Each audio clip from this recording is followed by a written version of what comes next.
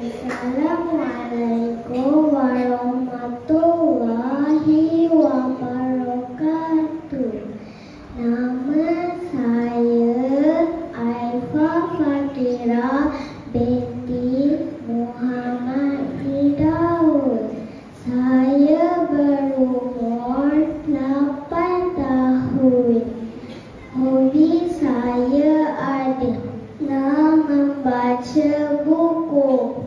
Apabila saya sudah dewasa, saya ingin menjadi seorang guru.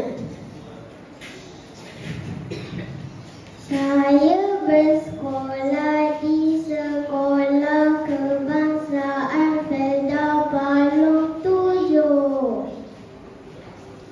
Pada hari ini, saya akan membicarakan tentang sebuah buku kegemaran saya.